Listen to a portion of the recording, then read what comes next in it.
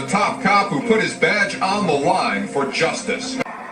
You know the name Doug Poppa? Yes, I do. God bless Doug Poppa, an honest cop. I was elated, of course, but then as he testified, I was somewhat concerned for him, because I knew that they were probably going to crucify that man.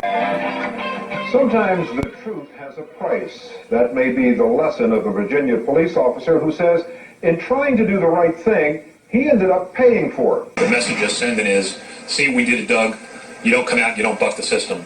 No matter what the reason is, you just can basically keep your mouth shut. But if I wouldn't do it all over again, I would take the badge and I would leave it on somebody's desk and get out of police work. Because the day I can't tell the truth because somebody's pressuring me, and the day the system doesn't want me to tell the truth because somebody's pressuring me, is the day I'd leave the badge on the desk and walk away. Poppa was fired for insubordination. One man who confronted truth and consequences. From Las Vegas, Nevada, this is Doug Poppa, Truth and Consequences Podcast.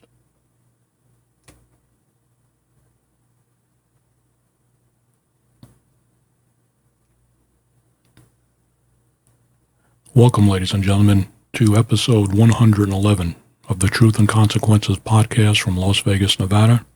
My name is Doug Poppa. I'm the host. Today is Thursday, April 21st, 2022. The time is 19:16 hours. In episode 110 was about allegations that were made by gambler Brandon Sattler against the president and CEO of Resorts World, Scott Sibella. This podcast is a follow-up to episode 110 to the podcast I just described. So if you're not familiar with the last podcast that I did, I suggest you may want to look at that and review it before you listen to this podcast, because I'm not going to rehash stuff that I talked about on the other podcast, except for some excerpts to put something in context with what I'm going to talk about in this podcast. I'll be putting some screenshots and talking more about the deposition, as I said in episode 110, that Brandon Sattler testified under oath at a bankruptcy fraud litigation deposition on April 5th, 2022 of this year.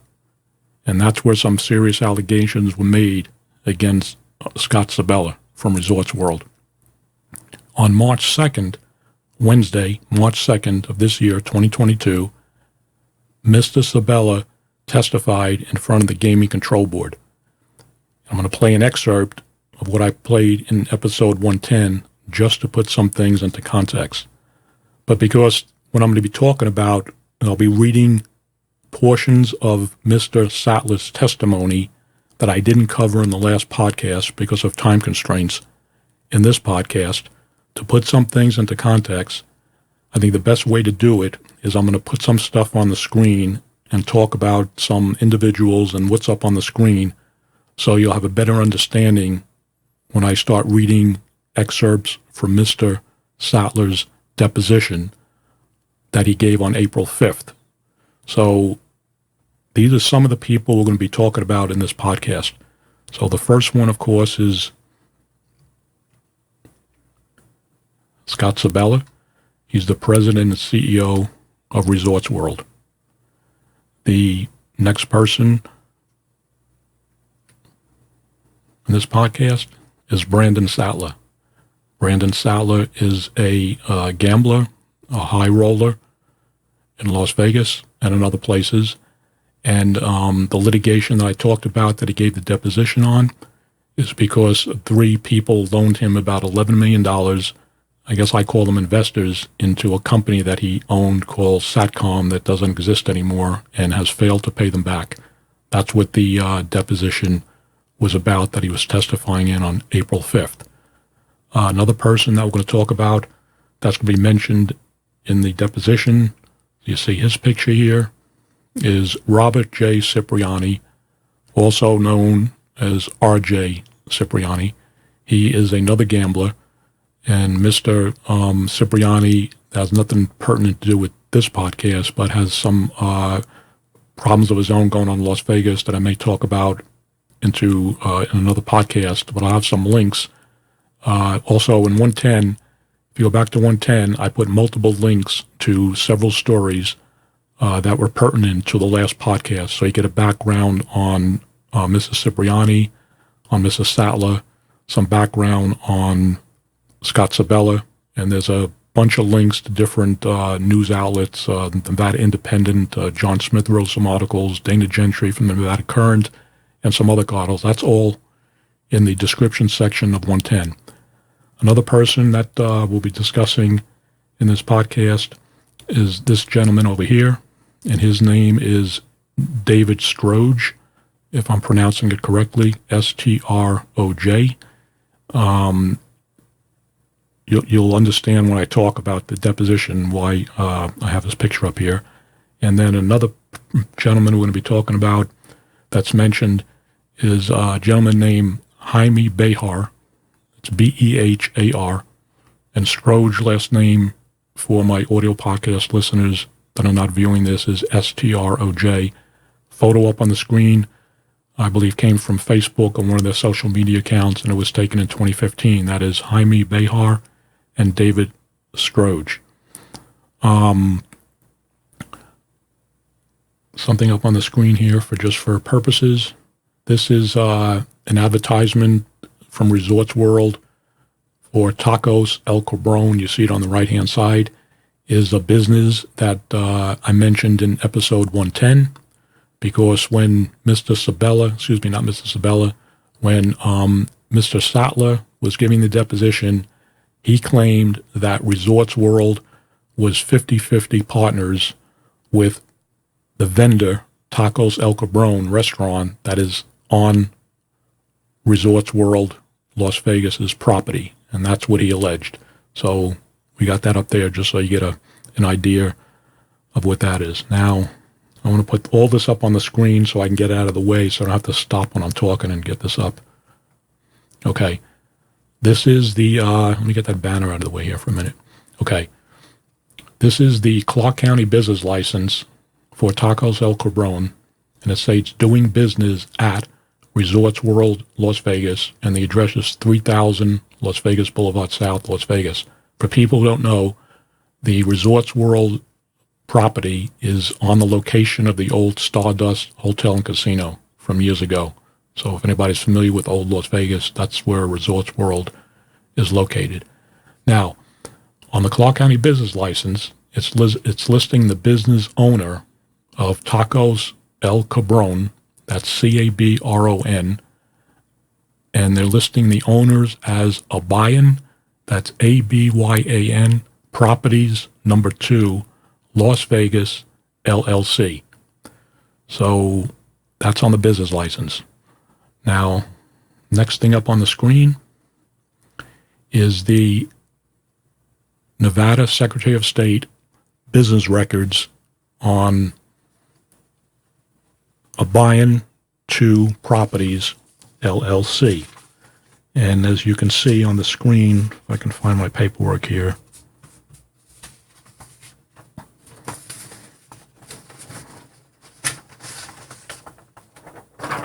here on the floor, Abayan 2 Properties.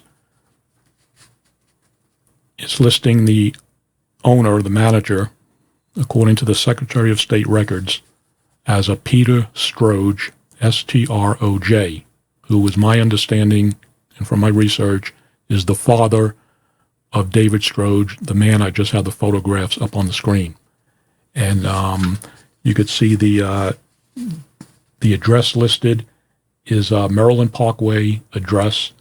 That is the location of another location of Tacos El Cabron restaurants in Las Vegas. So that is the address they have up there for a registered agent address, Peter Stroj. And the owner or manager of that corporation, the LLC in Nevada, Abayan Properties Number 2, you see on the bottom on the red is Peter Stroj, who is the father of David Stroj, and then it comes back with a San Diego address for Mr. Stroj. So I want to get this up here. The Las Vegas address, let me find the paperwork here if I I had it up here on that. A lot of stuff here I got coming in. Okay.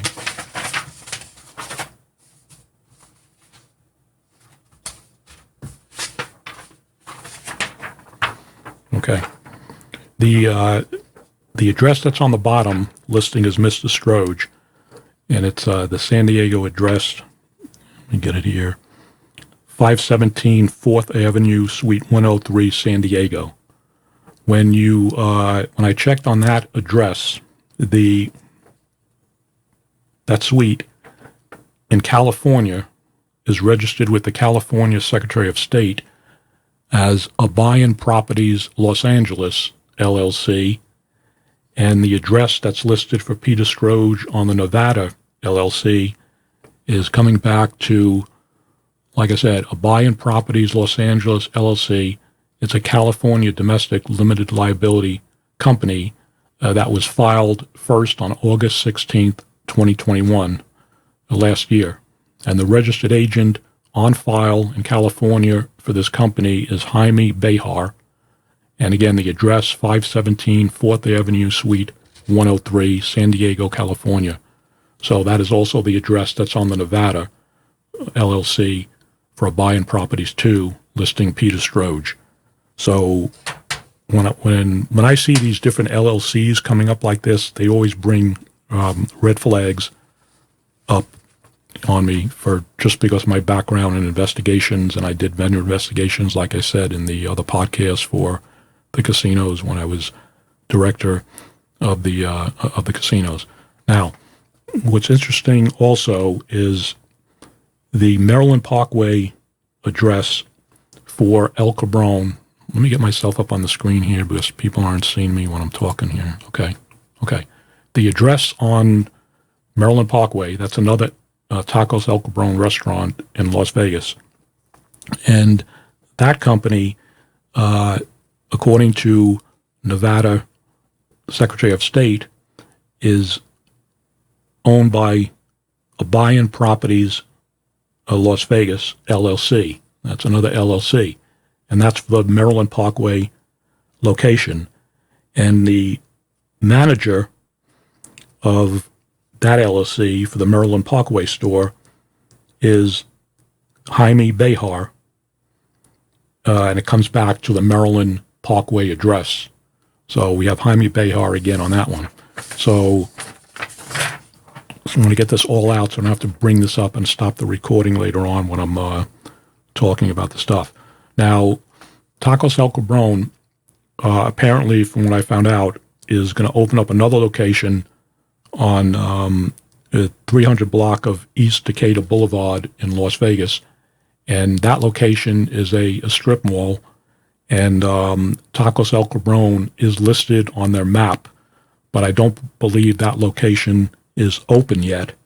And that property owner, according to Nevada Secretary of State records, is Abayan Properties number 3, Las Vegas LLC. And the manager of that location for that business is also Jaime Behar, and it comes back with the Decatur address. But like I said, I don't believe that business is open yet. So just give you some perspective on what's going on there. And also going to put up on the screen here is number 17. And let me get me out of here for a second.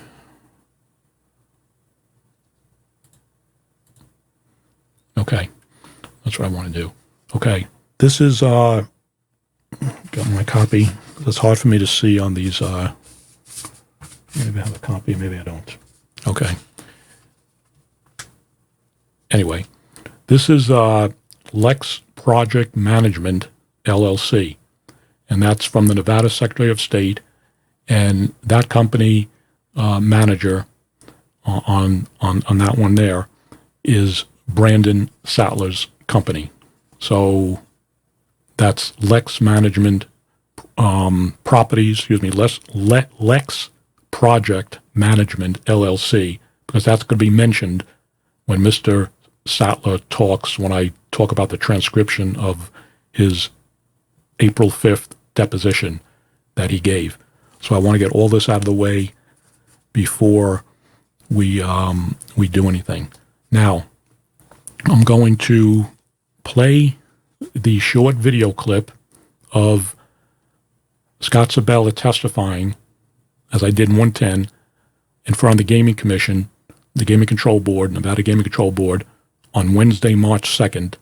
And I'm just going to play that clip for a second, because we're going to talk about something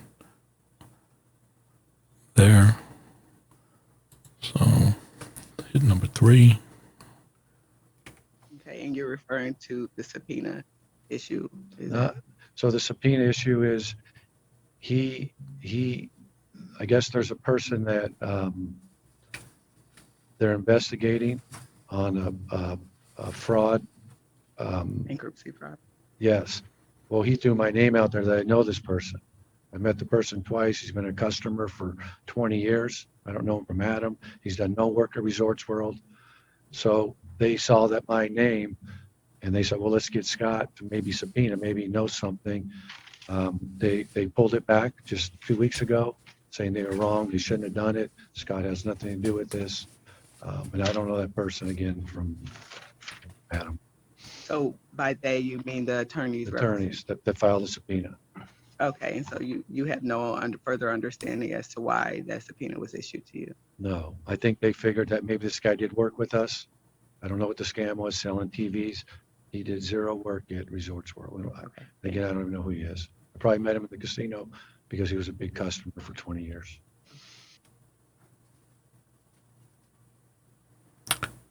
Okay, ladies and gentlemen, let's leave that up there for a second. So you remember this from 110. That's Scott Sibella, the president and CEO, testifying in front of the Nevada Gaming Control Board on Wednesday, March 2nd, 2022, this year. And the gentleman, he's saying that he doesn't know from Adam. He's referencing Brandon Sattler. And he says 3 times, as you heard him, I don't know him from Adam. I met him twice. He's been a customer for 20 years. And then he says it a second time, but I don't know that person from Adam. And then a third time, I don't know who he is. And then he says twice to the Gaming Commission on March 2nd, he said he hasn't done any work at Resorts World. He's done no work at Resorts World, number 1. And then he says it a second time. He, meaning Brandon Sattler, did zero work at Resorts World. And he doesn't say for Resorts World, he says at Resorts World. And if you remember from episode 110, that's contradictory to what we heard Mr. Sattler testifying to when he said he did do work at Resorts World for Tacos El Cabron, and it's Cabron. So that's the conflict here. And as I stated, just to read this, in episode 110, this is a portion of Mr. Sattler's testimony in the deposition April 5th. And he says, during the course of this job work, I interacted with Scott Sibella and other people from Resorts World. And I was told by Sibella, among others, I've known Sibella 20 plus years now. I was told from him and from a few other people that Resorts World is a 50% partner in Tacos El Cabron, because I always wondered why they were fighting back and forth all the time. And then it was told to me by everybody pretty much that Tacos El Cabron is 50-50 with Resorts World and they're 50-50 partners. And then, as I also said in episode 110, he went on to say that he's known Mr. Sibella for 20 years. He's went to dinner with him multiple times. And then he said, prior to 2014, I would say, yes, he considered him a friend. And he says, yes, we've partied. Yes, we did drugs together, drank together. Yes, We went out to eat together. Yes, we probably had sex with multiple women at the same time. We did a lot of different things together, but after that point, I'd say we were just acquaintances.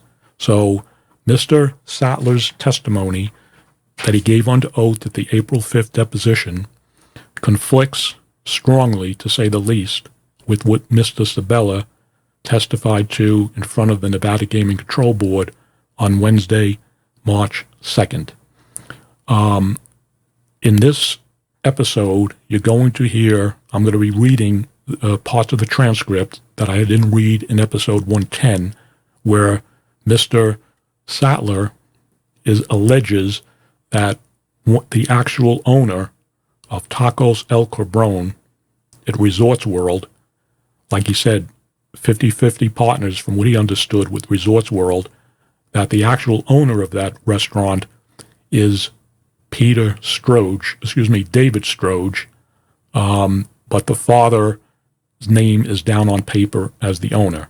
And the problem comes in, ladies and gentlemen, and we're going to get to some news clips here, is that David Stroj is a convicted federal felon for operating an illegal gambling business establishment. So, to put a couple of things in perspective, let's watch this short video clip.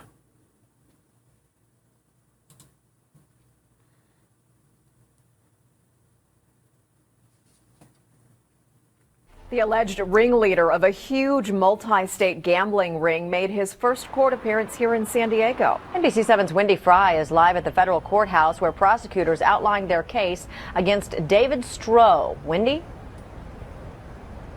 Monica, Catherine, the government says Stroj has ties to the Philadelphia Mafia and that he goes by the nickname Fat Dave. Prosecutors say his illegal gambling operation was international in scope and headquartered here in San Diego.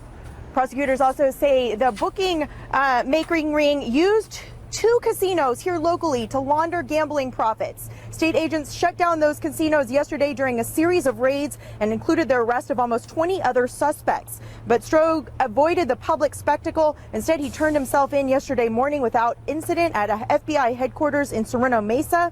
Fat Dave has been an FBI target for more than 3 years. Agents tapped his phone and used undercover surveillance to build their case. They searched his downtown condo on 5th and K in the gas lamp for evidence of what the government says was a $10 million illegal gambling operation. Prosecutors say Stroj and his co-defendants used offshore gambling websites to manage their illegal business.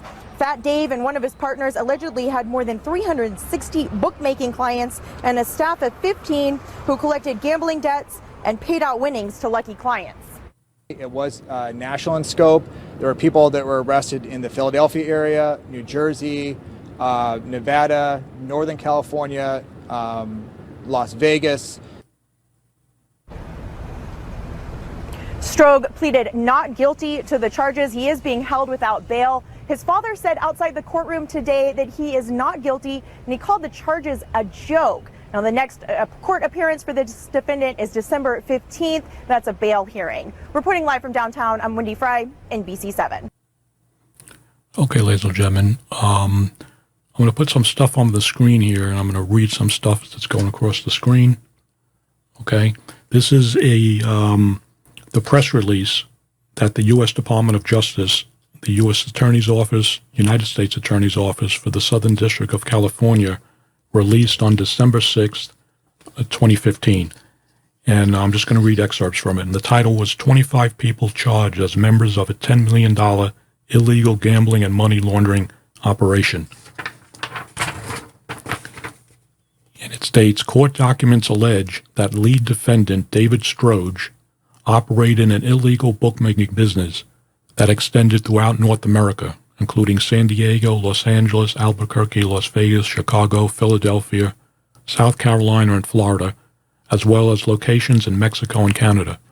Millions of dollars in proceeds from the gambling events were laundered through the Palomar and Village Club card rooms, Las Vegas casinos, various bank accounts, shell companies, and a bail bonds business.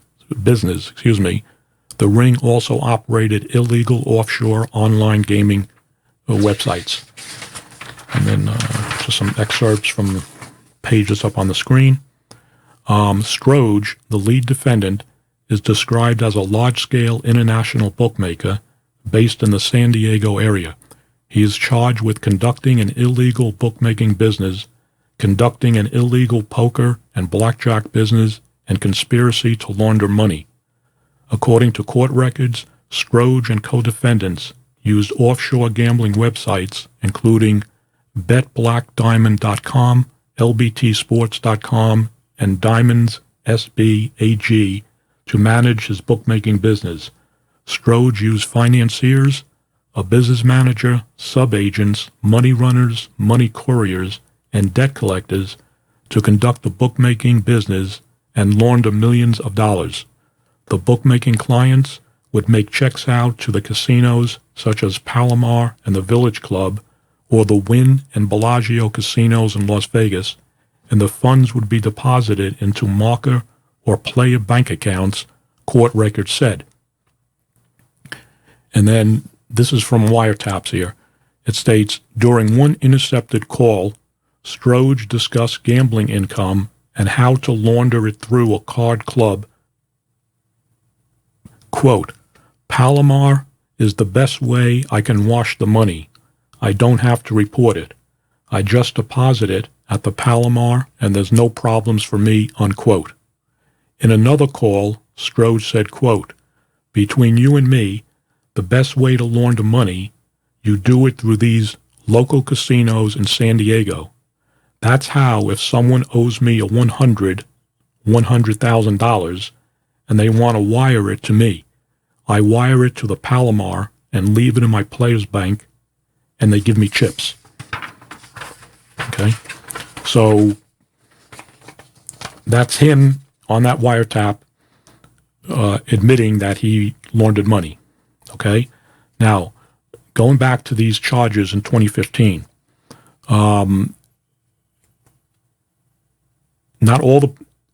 there's 25 people that were charged on various different charges. 2 counts, conducting an illegal gambling business in violation of Title 18 U.S.C., blah, blah, blah. That was David Stroj and some other people, including Jaime Behar, who we said earlier is connected to some of the businesses relating to Tacos El Cabron. These are the indictments. These were the allegations against them. Also, conspiracy to launder monetary instruments, and David Stroj and some other people. Failure to maintain anti-money laundering program, which is the card rooms, I think the Palomar and the Village casino that they were mentioning. And then 2 counts of transportation for prostitution. The defendants, David Stroj and another guy who were charged only with that charge. Now, ladies and gentlemen, put this down over here. Out of those 25 people, and you heard the U.S. attorney talking, 25 people were arrested. Based on my investigation, looking at the federal records, the court records, out of the 25 people who had these various allegations against them, 12 people had the charges dismissed by the U.S. government, and that included Jaime Behar. And let me get this thing up on the screen here because I want to say somebody was convicted of something when they're not. So this is Mr. Behar, the record from the court, and it says that the indictments, the charges against him were dismissed. So he wasn't charged. He was one of the 12 people that they dismissed the charges on. The people who there was 10 out of the 25 pleaded to one count, which was count 1 of running the illegal gambling business. That's the only charges the other 10 pleaded to.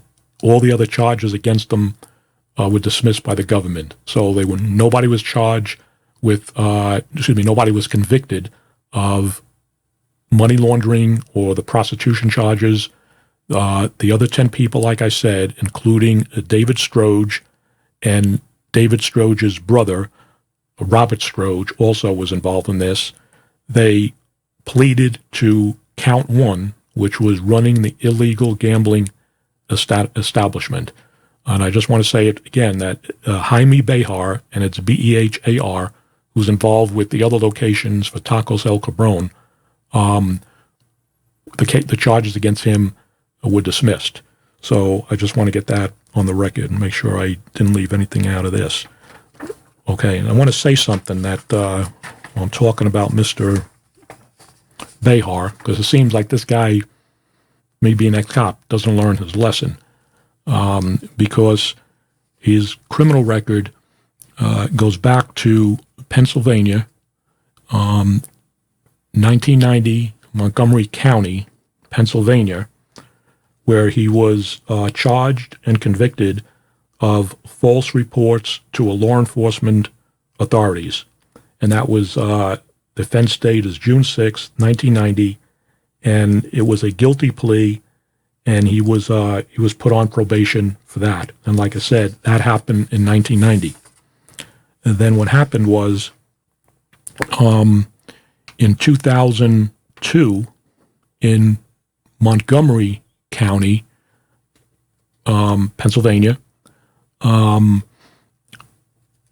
Mr. Stroj, David Stroj, make sure I get this right because I don't want to confuse the father with the son. David Stroj is the one who was convicted of the federal charge in 2015 of running an illegal business establishment, David Stroj, because sometimes I get these names mixed up. David Stroj was found guilty in Montgomery County, Pennsylvania in 1990 of false reports to law enforcement authorities. David Stroj, in December 18, 2002, was arrested in Montgomery County, Pennsylvania, and charged with engaging in pool selling, which is / bookmaking. And it doesn't mean selling actual pools. It's the pool, the betting pool, and bookmaking. He was found guilty. It was a guilty plea, and he was given probation, max 2 years. And that was in 2003 when he got the probation. Obviously, he didn't learn his lesson because David Stroj in 2008 was part of a larger ring that involved some organized crime members, and that was, I believe, in Delaware County, Pennsylvania. I'm looking for the county over here. And he was charged with other defendants he was arrested on July 22nd, 2008, and pleaded no low contendere, which means he didn't dispute the charges, but he was found guilty. And it says on 11/30/2009, confinement 2 to 23 months, minimum 2 months, maximum 23 months. So, and the charge was, again, engaging in pool selling / bookmaking. So a couple of years after the first charge that he was found guilty of in 2003, in 2008, he gets mixed up with this organized crime ring out of Philadelphia, and he's charged again and basically found guilty of it, and looks like he spent some time in jail or may have been given probation. And then we know in 2015, we have the federal charge. So he has a history up until 2015 of criminal history involving with illegal gambling. And what I found interesting was, because I find all these things interesting, is that going back to the 2002-2003 charge in Montgomery County, one of the people that was arrested with him at the time was a Brian K. Sibach, Sibbach. And Mr. Sibach, in 2015, was one of the defendants, along with David Stroj, in the federal case, and Brian Sibach pleaded guilty to the one count of operating a gaming establishment. So these guys remain friends for a criminal enterprise that they pleaded guilty to on the federal charges. So we got that out of the way. So again, Jaime Behar the charges against him was dismissed in the federal charges. So I want to get all this out because it'll be less confusing when I start reading the transcripts that I'm going to read reference to Brandon Sattler's testimony on April 5th. Okay? I'm not sure I'll read that now or I'll do that later. Okay. So what we're going to do now is, so here's what's going on, ladies and gentlemen. Okay. The premise is, if you believe Mr. Brandon Sattler, and you're going to hear him talk again about that he was doing business at Resorts World, which contradicts what Mrs. Sibella told the commission, that he did no work at Resorts World, and that Mr. Sattler is claiming that Resorts World is 50-50 partners with Tacos El Cabron in Resorts World. That restaurant is in Resorts World, and that, and you hear him say this, is that he believes that Peter Stroj, S-T-R-O-J, is actually the owner of that property. And the problem comes in with this, ladies and gentlemen, is that if indeed this is true, that Resorts World or an executive of Resorts World has any type of ownership or business interest in the vendor at Resorts World, Tacos El Cabron, and indeed there is a convicted felon that has some type of ownership or business interest in that establishment, then that is a problem that could put the license of Resorts World in jeopardy. Again, this investigation would be handled by the Nevada Gaming Control Board, like I said in episode 110. And I understand from when I started doing this podcast a couple hours before that it's my understanding that today the Nevada Gaming Control Board said they are going to initiate an investigation into the allegations that were raised by Mr. Sattler against Resorts World President and CEO Scott Sibella. I haven't seen anything documented, but that was just passed on to me a couple hours ago. So that's where we stand at this point. So I'm going to put up on the screen, or the screenshots. They're going to go across the screen, and they'll just keep looping. They'll stay. Each page will stay on for about 4 seconds, and I'm going to start reading them. Again, like I said the other day, the person asking the questions in the deposition is the attorney for the investors who are people who loaned Mr. Sattler the $11 million that they're saying that he used for gambling and other reasons and had nothing to do with the satellite company. So, and that attorney's name is Mark Weissenmiller. He's the one that's asking the questions to Mr. Sattler. So I'll be reading some of the excerpts that are on these pages that are colored with the highlights. So, question: with respect to the work that you did and Lex Project Management did for other entities like LV.net, were you provided a 1099? And remember, ladies and gentlemen, I already spoke that Lex Project Management is Brandon Sattler's company, and I have that stuff on the screen from the Nevada Secretary of State. The answer: what do you mean? Like Resorts World? Question: sure. Any of them were provided 1099s? Answer by Mr. Sattler: you stopped the deposition for Scott Sibella from Resorts World.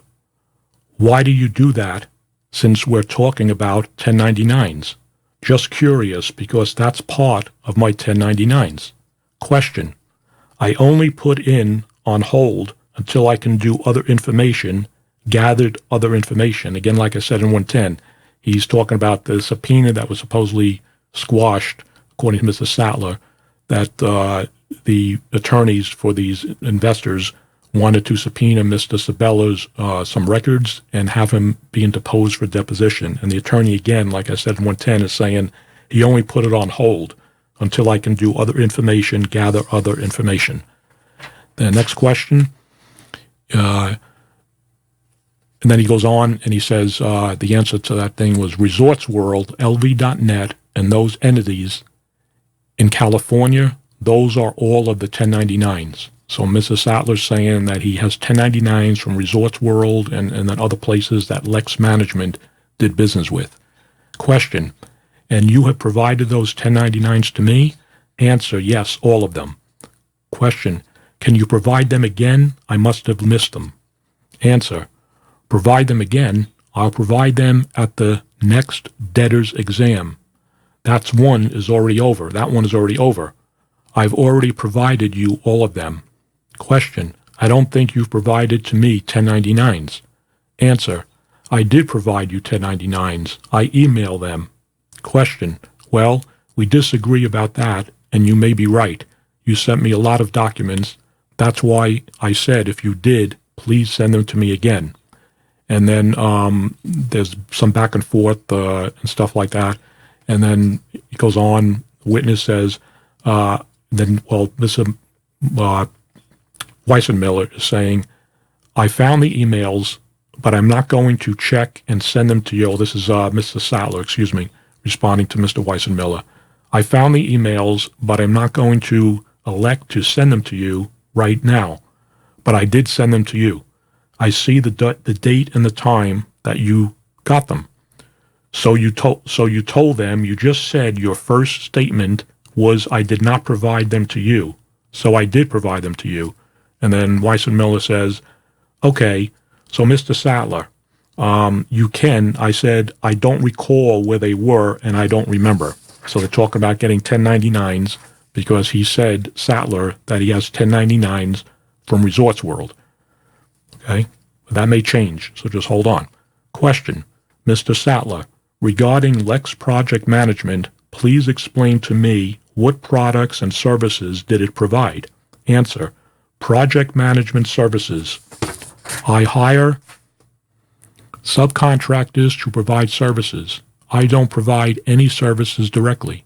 I project management service and provide subcontractors, whether electricians or whoever. I just project management. That's all I do. And then a question at the bottom. You've testified that Lex Management had done work for various entities associated with Mr. Mitzvah and Resorts World. Then he goes on and answer and he says, I only know the big ones that I've done, which I told you the entities, Resorts World, Tacos El Cabron. So Mr. Sattler is responding to the lawyer's question that he's done business, his company, Lex Project Management, and he says here, Resorts World, Tacos El Cabron.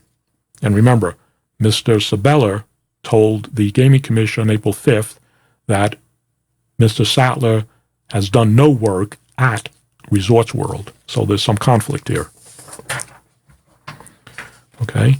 An answer on the next page, he said, I did work for Tacos El Cabron and Resorts World. I don't know if that was September, October of 2021, because I went back and forth and did some follow-up work. Question by Mr. Weissenmiller. Mr. Sattler, have you spoken to anyone at Resorts of Las Vegas regarding this subpoena? Answer, yes. Question, who? Answer, their general counsel, Gerald Gardner, and R.J. Cipriani, and I don't remember who else I spoke to. I spoke to a few people about it. They put it in the newspaper. It was a court reporter or magazine, newspapers, news outlets, all kinds of people called me, so I've spoken to a lot of people regarding it, yes. Question, when did you speak to them? Answer, on and off since the subpoena was issued. I spoke to somebody about it earlier today. Question, and what were those discussions regarding? Answer, what is this relevance to debtor's exam? Question, well, he's done work there. Answer, I didn't do work for Resorts. So now he's saying he didn't do work for Resorts. For Resorts. Let's say at Resorts. I didn't do work for Resorts. I did work for an outlet of theirs that they don't own. Okay? So the outlet now he's talking about, I believe, is Tacos El Cabron, but then he says, I did work for an outlet of theirs that they don't own. Okay? So that's what he's saying. So take that for what it's worth. Okay? Question, and you've done work on the premises and you gambled there? Answer, yeah. I haven't stepped onto that property since October of last year. Question, I am asking questions regarding the subpoena and whether he spoke to anyone there regarding. I think he's addressing Mr. Sattler's attorney there. That's also, I believe, is in there with him. And then answer, and I told you I spoke to Gerald Gardner, and I think that's it at that property, except for the people that own Tacos El Cabron or work there. Question, so what was the contents of your and Gerald Gardner's conversation? Answer, just telling him I got a subpoena and they 86 me and just conversations about that. I don't remember exactly what it was about. This was months ago. Question, well, you said you spoke to him this morning. Did you not? Answer, I didn't say I spoke to Gerald Gardner this morning. I said I spoke to someone about it this morning. Question, okay, who did you speak to it about this morning? Answer, R.J. Cipriani. Question, who did you guys speak about? Answer, I spoke at the lunch break. Nothing. We've been talking, and there's some newspaper and news outlets that are waiting for me to give information because Scott Sibella lied at his hearing for his key license holder. And we think that you and James Russell and Grant Witcher are all in screaming, I think you mean scheming, with Resorts World and Scott Sibella to make this subpoena go away because he lied to the Gaming Control Board and he lied to the investigators, and all of you guys are somehow in cahoots together is what we believe. Do you want me to tell you what I think of you and Jim and Grant or the conversations that we talked about? Sure. Question, no, I don't.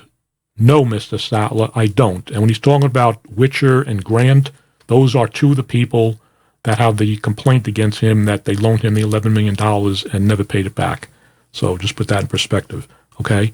Then we have a question. What did you speak to Gerald Gardner about regarding the subpoena? Remember, Gerald Gardner is the general counsel for Resorts World, Las Vegas. Answer, I don't remember. That I received it and don't remember the details, talking about the subpoena. That I received it and that I'm not sure exactly what it was about. It was months ago. I called him for somebody else, and then he brought up the subpoena to me on the phone, and he says, quote, why are they subpoenaing Scott? He has nothing to do with you financially. If I remember the conversation, I said, quote, I know. I think it's a waste of time. They're on a fishing expedition, and we determined that it was because of R.J. Cipriani. Question. Well, my subpoena was issued to Resorts World regarding your gaming records and whether you did any work there. So you said you spoke to R.J. Who else have you spoken to regarding the subpoena?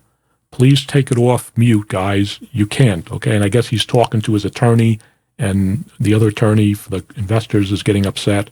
And he says, I'm conferring with my attorney as to, and then Weiss Miller says, no, you can't do that. You guys can't do that. You can't mute it so you guys can talk. That's against the rules, and I'm entitled to ask everything you're telling me. Answer, and this is the attorney, Mr. Sattler's attorney, I believe, saying, he's talking and I asked you a question, or Sattler saying that. And they're just going back and forth because I guess they muted it, and Weiss and Miller can't hear what Sattler's talking about. Nothing really relevant there. Then it goes to the bottom of the page. Another question. Who else have you spoken to regarding the subpoena? Answer, I spoke to R.J. Cipriani. I've spoken to Dana Gentry. Okay, Dana Gentry is a reporter, ladies and gentlemen, for the Nevada Current, and I'll have more on her in a second. I've spoken to Gerald Gardner. I've spoken to John Paul at Tacos El Cabron. I've spoken to David Stroj. I've spoken to Jaime Barr. Okay? So, according to Mr., and you'll hear him later on, according to Mr. Sattler, this John Paul, last name unknown, I believe I know who this guy is, but I'm not going to say it because I haven't confirmed it 100%. But John Paul, last name unknown, he said at Tacos El Cabron, I've spoken to David Stroj, Stroj. I've spoken to Jaime, it says Bar, but it's actually Jaime Bihar. That's the way it sounded on it. I've spoken to numerous news outlets and magazines and the Wall Street Journal and the Las Vegas Review-Journal and some Channel 4 or Channel 5 news. I've spoken to tons of people. It's a public record. It's been all over the media. Question, and I want your testimony regarding it under oath, and I'm entitled to that. Answer, and I just told you. Question, so you or Lex Project Management done any work at Resorts World Las Vegas? Remember, Lex Management is Mr. Sattler's company. Answer, yes. We did work at Tacos El Cabron at both of their locations, outside the property and inside of the property. Question, and how did this work come about? Answer, Jaime Behar, who was one of the owners of Tacos El Cabron, now he's saying Jaime Behar is also an owner, not on paper, maybe silent partner, in Tacos El Cabron. I've been friends for a long time, and we did work at their other location. So he called me to bid the job. I bid it, and then I hired some contractors to do the work, and then we worked on and off over a few months. So he's saying he's doing work at Tacos El Cabron, the restaurant at Resorts World Las Vegas. Question, are you currently doing any work at Resorts World Las Vegas? Answer, no. I've been 86th from Resorts World Las Vegas. Question, why were you 86th? 86th. And remember, Pavers, for you people don't know, when they talk about 86, I said that the other day, in Nevada, that means you would trespass from the property. They don't want you back. And if you show up back at the property, they have a legal right security to place you under arrest and call the Las Vegas Metropolitan Police Department. So, answer. So I'm not allowed on their property anymore as of January of this year.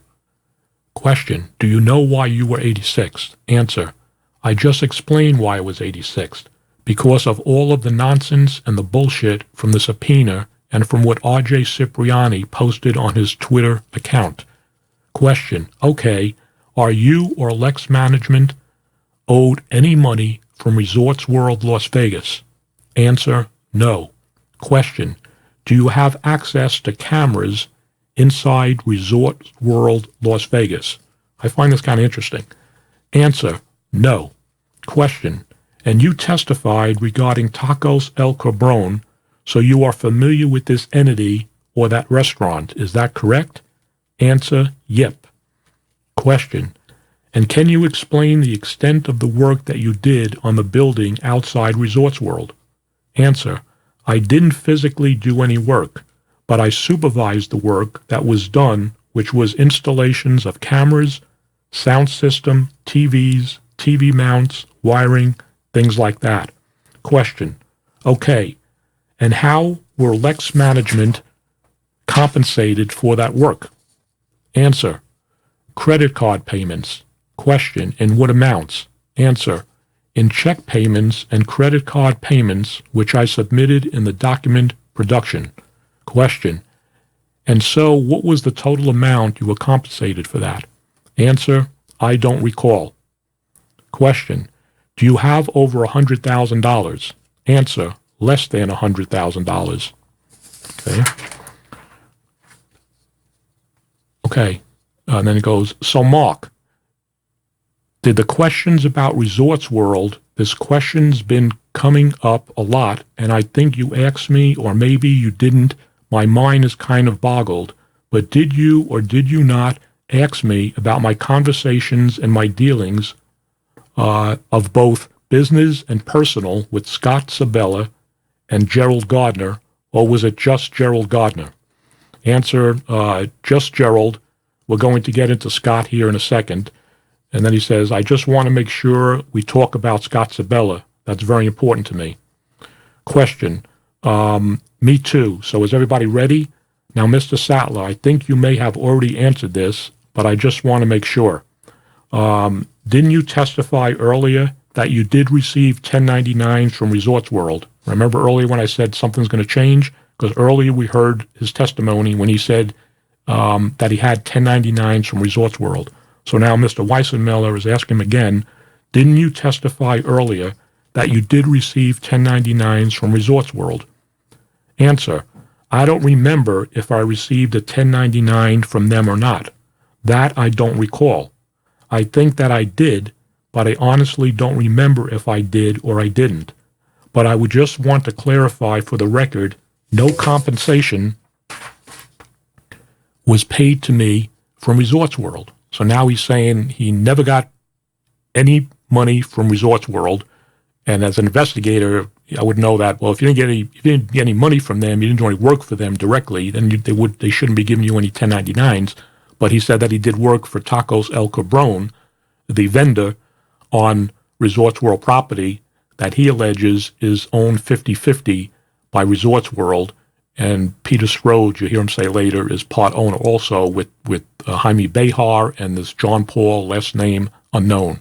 So if all this is true, ladies and gentlemen, there's a major problem with the background investigation of Resorts World. But we don't know if it's true or Mr. Sattler is lying or who's telling the truth here. So let's go on. This is Mr. Sattler.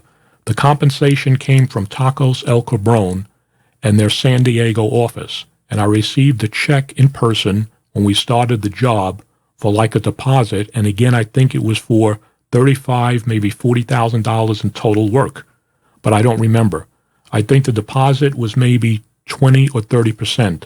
Again, I would have to refer to my bank statements, and I know it was a check deposit from Jaime Behar, and I met with Jaime and David Stroj and John Paul, and I was led to believe that David Stroj and John Paul and Jaime Behar, along with 3 other individuals, were all partners. So he's saying that all these people, including 3 other people, unknowns, are all partners in Tacos El Cabron at Resorts World. What happened is once I started the project, these things were built, and he's talking about things that he built for the company, and he goes on to talk about another company. It's called Extreme Cubes. It's owned by Don Ahern, billionaire guy. So we went down there, and I met with Mr. Ahern and some other people, and they were building these, and there were people there from Resorts World, including Scott Sibella and other people. And they were I basically project managed the job at that point. I was hands-on in the sense I was directing everybody what to do, but I wasn't doing any physical work. That's kind of what my job is. So he's saying that he's basically like the boss at Tacos El Cabron while all this work was going on at Resorts World. And Mrs. Sibella at one point, he says, was there. So I designed their systems, their cable, their computer stuff, their cameras, their TV placements. I designed where the wiring diagrams were going to go, and then the subsequent payments, which were large payments for totaling $40,000 or $50,000, whatever the number was, I don't remember. Those were done on credit card payments. And then he goes on, he says, along with the commencement of work, I then got contracted for additional work to do the video cameras and TVs and computer stuff inside of Resorts World for Tacos El Cabron, in the basement, down in the basement, and all of that money was change orders on the invoice. So he's saying again that he's done work for Tacos El Cabron at Resorts World. If that's true, that conflicts with what Scott Sibella told the commission on Wednesday, March 2nd, because he said, and he was talking about, they didn't name him, but he's talking about Mr. Sattler, has done no work at Resorts World. And say for Resort World at. And that contradicts what what Mr. Sattler is saying in his deposition. And then he goes on, during the course of this job work, I interacted with Scott Sibella and other people from Resorts World, and I was told by Sibella, among others, I've known Sibella 20 plus years now, I was told from him and from a few other people that Resorts World is a 50% partner in Tacos El Cabron because I always wondered why they were fighting back and forth all the time. And then it was told to me by everybody pretty much that Tacos El Cabron is 50-50 with Resorts World and they're 50-50 partners. So hopefully that answers the question why the money did not come from Resorts World and it came from Tacos El Cabron only. Okay? Of Question by Mr. Weissenmiller. Mr. Sattler, I just have a couple of more follow-up questions regarding Tacos El Cabron. You mentioned some stuff about the ownership. Can you explain to me what you know about the ownership of Tacos El Cabron? This is very important, people. So the attorney's asking Sattler what he knows about the ownership of Tacos El Cabron inside Resorts World. Answer, well, I was contracted by Jaime Behar, who I thought was the majority owner. He acted and portrayed that he was the majority owner. And upon the meeting of their office in San Diego, which they asked me to come down to, I interacted with Jaime Behar, John Paul. He goes by JP. His name is John Paul. I don't know him. I don't know his last name. So John Paul, last name unknown. I believe I know who this guy is, but I'm not going to say it until I'm 100% sure, maybe do it on an updated podcast. So, and then he says, and David Stroj, I think is S-T-R-O, he says I, but it's J. I'm not sure how you spell it. And David portrayed to me as one of the owners with Jaime. But after this subpoena came out, and we had worked on everything a few weeks ago, when Dana Gentry, again the reporter from Nevada Current in Las Vegas, online news outlet, Dana Gentry from the Nevada Current contacted me several times, and I gave her some small statements, but she wanted more information. And then again, she's doing a huge expose on the CEOs of these properties and their infidelities, their wrongdoings, including my good relationship with George and Phil and Gavin Maloof and some of the others. Now, ladies and gentlemen, I spoke to Dana Gentry a couple hours ago before I started this podcast, and she's read this also. She has this transcript, and she said that that is not true. From my recollection, she's that Mr. Sattler brought that up to her. She didn't say she was doing this. He said maybe she should do it. So I just want to get that out there. She, meaning Dana Gentry, asked me a lot of questions about Tacos El Cabron because she wanted to know if Resorts World owned them. And I know they own 50%, and I told her a little bit about what I knew, and then she asked me a lot of questions about the bankruptcy and the fraud judgment and the gambling Jim and I did and the people that we were at Caesars gambling with and all of these different things, and I didn't understand why. And then she, meaning Dana Gentry, according to Sattler, thought that, which I thought I brought up to you earlier, and not to cause any rife, but she thought that Scott Sibella and Resorts World offered a compensation to you all, or Russell or Grant, in the way of promo chips or promises of comps or anything to squash the subpoena. I spoke to Dana Gentry a couple hours earlier. She said that is totally incorrect, that he brought that up to her. She said, I wouldn't even know what a promo chip was. So he's saying that she told him, he's saying that Dana Gentry told him that. Dana Gentry said, no, he's got it wrong. He was bringing that up to me, meaning Dana Gentry. So she found out, she found it very interesting, and she's going to keep digging, and she has then contacted by some other colleagues in the Wall Street Journal and USA Today, have all contacted me regarding all of it together as a whole because of Scott's gaming license, and that all this goes back to Tacos El Cabron and the rest and the relationship. So with all of that said, I contacted David Stroj, let him know about the Nevada Current, asked him questions, and he told me he is the sole owner and that nobody else is an owner. Him and his father own it. So he's saying that David Stroj told him, Sattler, that he is the owner, David Stroj, with his father, Peter Stroj. Okay? His father is the one on papers. And I said, well, they want, meaning you, I said they want a subpoena from all of our text messages and documents, and I don't have those. We never really communicated by text. Everything was verbal. Now he's relating that he's talking this conversation with David Stroj. And he said, meaning Stroj, quote, I know, That's why we communicated verbally, unquote. He goes, meaning Stroj, quote, I don't want any electronic trail. I'm not even an owner there. I'm not even on the paperwork. My father is. And then he told me they were trying to violate his federal probation for gambling and things that he was doing at Resorts World with Jaime and at Treasure Island and things like that. So he's saying here, the way I get this, is that David Stroj was telling him that he doesn't want any type of electronic trail, that his father, Peter Stroj, is the one on paper, and so nobody would find out that Peter is actually the owner or part owner or has business interest in Tacos El Cabron at Resorts World. That's the way I'm getting this. And then Sattler goes on and says, so this whole time I thought I was dealing with Jaime and JP, meaning John Paul, as the owners, when in all reality, JP only owns, I think he said, 7 to 10%. He said he recently fired him, meaning he's saying that Stroj is saying he recently fired JP. But you brought up something that was kind of interesting to me.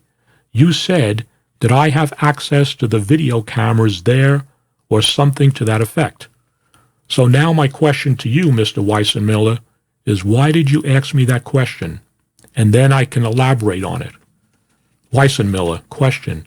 I just wanted to understand the work that you did there. Answer.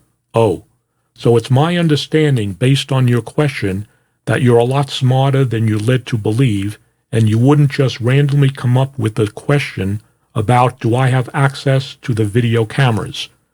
I made a statement to Dana Gentry and a statement to R.J. Cipriani that I had access to the video cameras with video footage of Scott Sibella standing there interacting with me and others talking on more than one occasion. And I only said that to 2 people, and it never got published. Now all of a sudden, you asked me that same question, and only 2 people knew that I had that access. R.J. Cipriani, who I know you haven't spoken to, and Dana Gentry, which I don't know if you've spoken to her.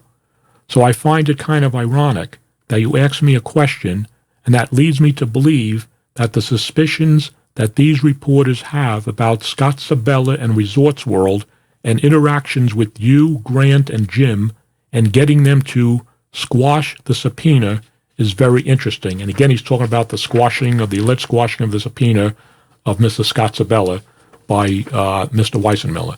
And Weissenmiller said in 110, we talked about it, and again, that he didn't squash anything. He was trying to get more documents, and he may actually subpoena Mr. Sibella sometime in the future. And I said that in episode 110. And then Sattler goes on, and maybe I'm wrong, and I'm off basis. But not only is that interesting, a couple of weeks ago, JP called me in a frantic panic to change the password to the reporter and gave some bullshit reason why he needed to change the password. I don't know what he's talking about. I don't know if that's a misquote when he says the password to the reporter.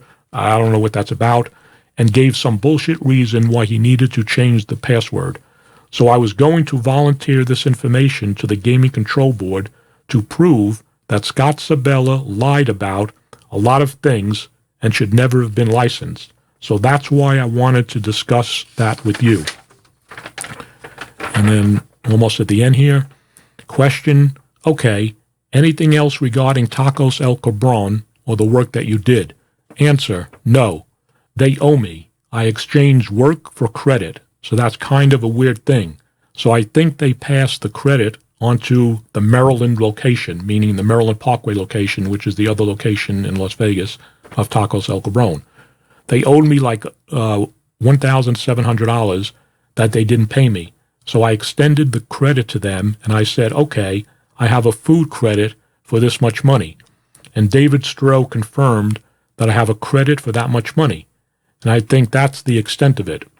So when you say I'm owed any money, I'm not owed money by them, but I have a food credit for work that was done that wasn't paid. Okay, $1,700, that's a lot of tacos. Okay. So you get the gist of this, ladies and gentlemen. What we have here is we still have the problem I brought up in 110. We have the allegations made against Resorts World President and CEO Scott Sibella by gambler Brandon Sattler that he actually has known Mr. Sibella for years and years, partied with them, ate with him, had sex with multiple women, drank with them, did drugs with him. So we have that one aspect of that we think now may be under investigation by the Nevada Gaming Control Board. And then the second part of this is when Mr. Sibella testified to the Gaming Control Board that Mr. Sattler has done no work at Resorts World. And now you've heard Mr. Sattler's testimony that indeed he did do work at Resorts World for the Tacos El Cabron restaurant. So, like I said, an investigation needs to be done to find out who's lying, Mr. Sibella or Mr. Sattler, and which one is telling the truth. Because both people can't be telling the truth here. So that's what's going on. And the other thing we have that's a concern is now we have the father on paper as the owner of Tacos El Cabron in Resorts World, and now we have multiple other people that, according to Mr. Sattler, are also owners in Tacos El Cabron location in Resorts World. David Stroj, who was a convicted federal felon, and I went through his criminal history, Jaime Behar, this JP individual, and some unknown people. Now, if all this is true, this is a major problem because when you're doing the background vendor checks, this should have been investigated to find out if this actually is the name on paper. And like I said, when I look at these different buy-in properties, number 1, number 2, and number 3, ABYAN, that own the locations, the 2 locations, one at Resorts World, one at the Maryland Parkway location, and one at another location on Decatur Avenue in a strip mall. I think it's Decatur Commons. That's not open yet, but it's on the map for the shopping center. Different LLCs with different people's name on it. Like I said, you got Jamie Behar for the Maryland location. You got Jamie Behar for the Decatur location that I believe is not open yet. You have Peter Stroj for the one in Resorts Las Vegas. But the address for Peter Stroj on the Nevada Secretary of State record comes back to the suite listed as Jaime Behar under the California records. So there's a lot of questions here that need to be answered and looked into. Now, we're almost done. I want to talk about one thing here. Now, you remember when I just read this, that when Sattler was testifying, he said that Stroj told him that they were trying to violate his probation. Okay? Going to get this on the screen here. Number one. Now, David Stroj is still under 1 year left on his federal probation status. He served about 18 months in federal prison, I believe, and then he was put on probation for 3 years. He still has a year left on that. So we're going to get this on the screen here. Where is it here? Motion. 2019. I don't think I put this up on the screen before, but I'll get it up now. I'm looking for this other one. This is the criminal history for Mr. Stroj from Pennsylvania going back 1990, 2003, 2008. And the 2008 charge, like I said, involved a lot of other people that were supposedly involved with the Philadelphia organized crime ring.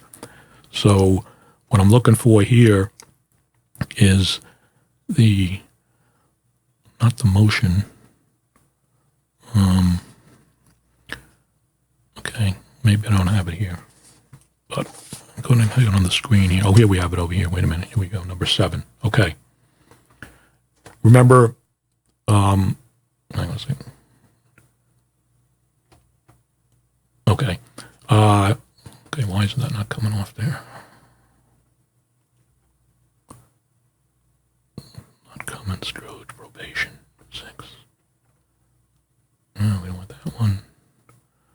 that one. Let me go down here and get this up on the screen here. Stroj, number 7, probation. Okay, I see what's going on here. I got to get me off the screen here for a second.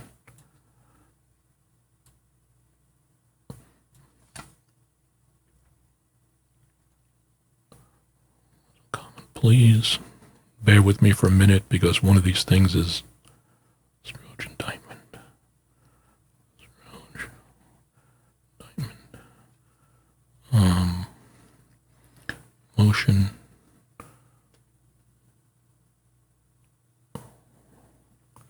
Is that it?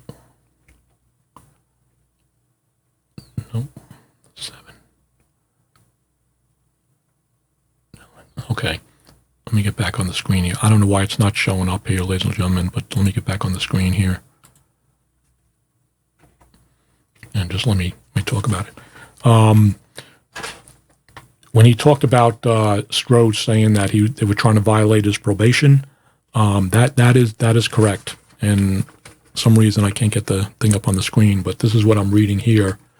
This is a United States District Court for the Southern District of Nevada, and it says name of offender David Stroj.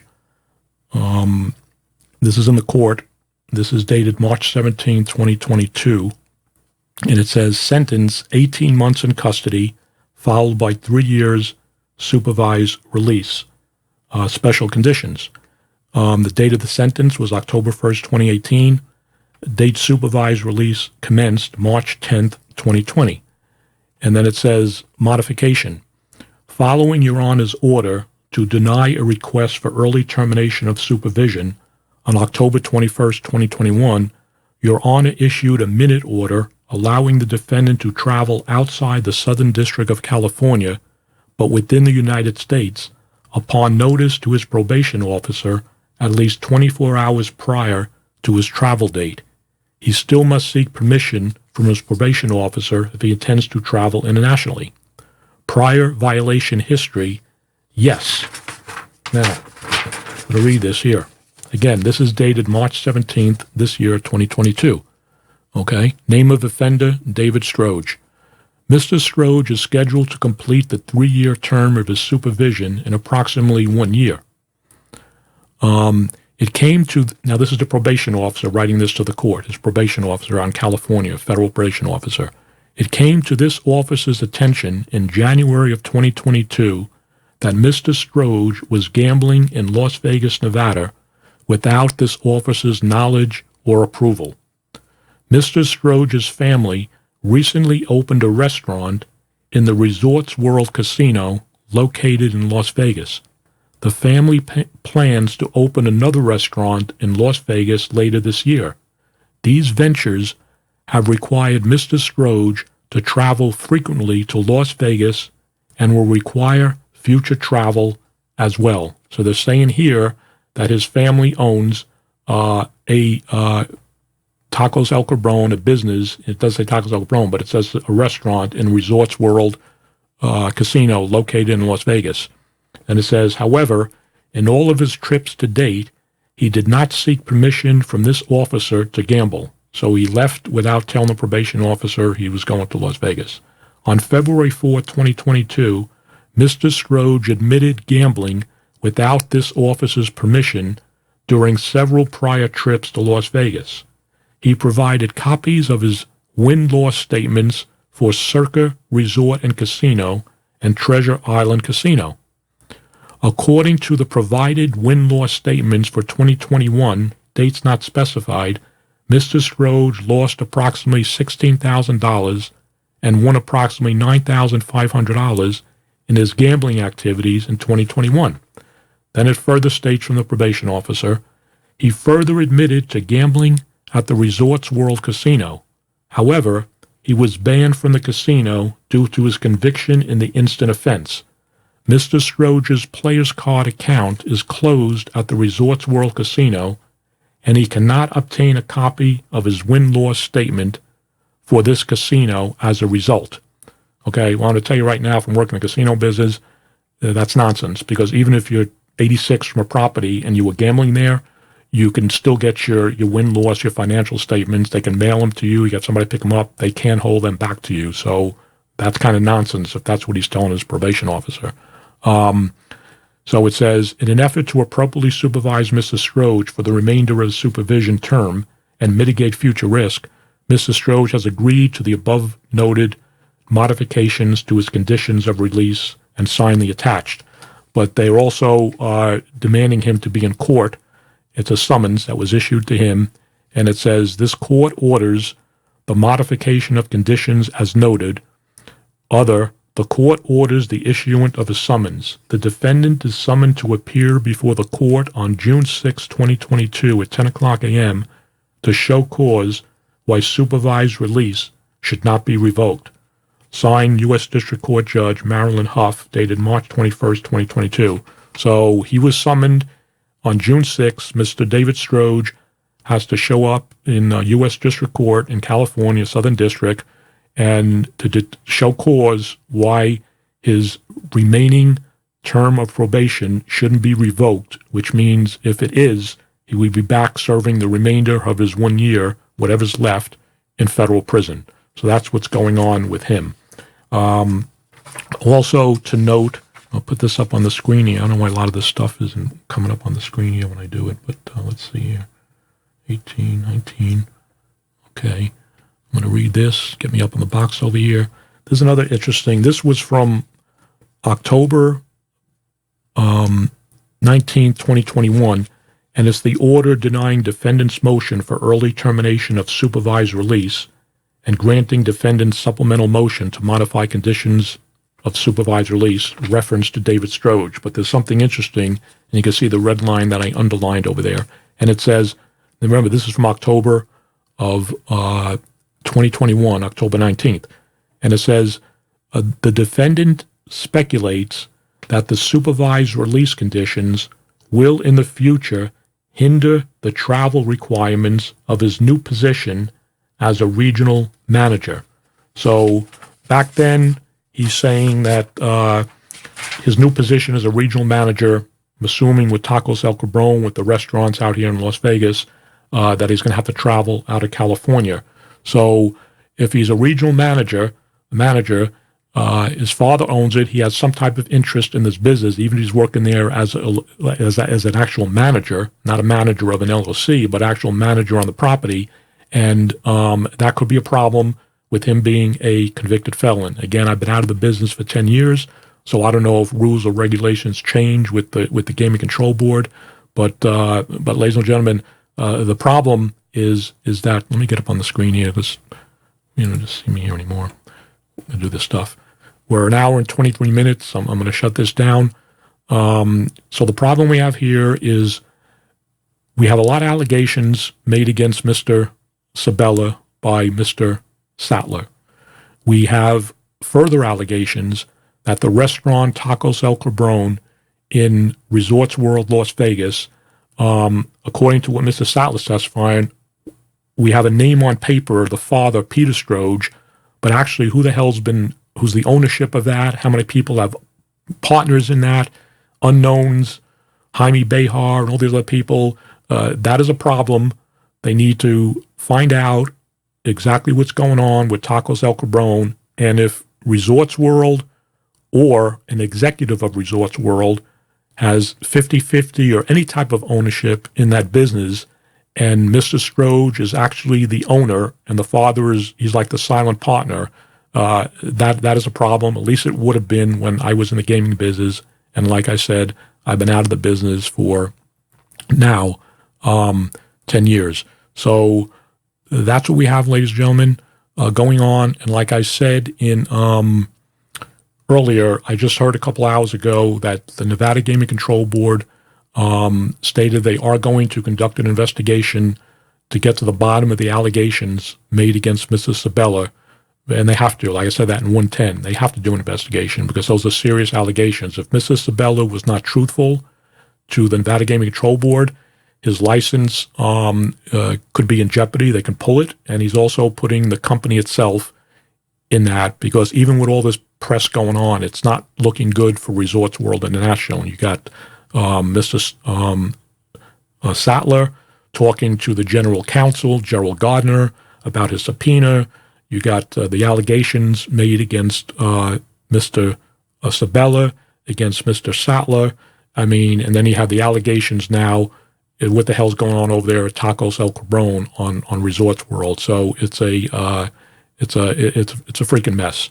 So, ladies and gentlemen, like I said, if you're not subscribed to my channel, this is my YouTube channel, Truth and Consequences with Doug Poppa Podcast. This is my digital forum for my investigative journalism.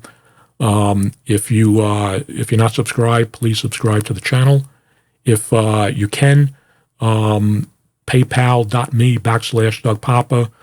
Self-funded. And again, the audio podcast, they're on iHeartRadio, Spotify. Old ones are on Spreaker, Radio Public. They're on there and all this type of stuff. So that's what we got going on right now. That's the way it is. April 21st, 2022, Thursday night, 2040 hours. I think I covered everything that I wanted to cover in this one. I'll have some updates, and I'll have some links to some current stories that also came out in the next couple of days, in the past few days, on what I discussed here in this.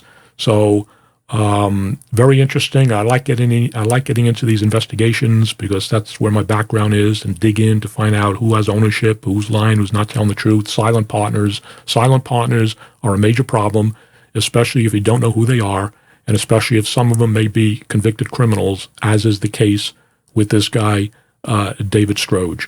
So, ladies and gentlemen, from the desert of Las Vegas, that's the way it is. You all have a good night, and we'll see you on the next episode.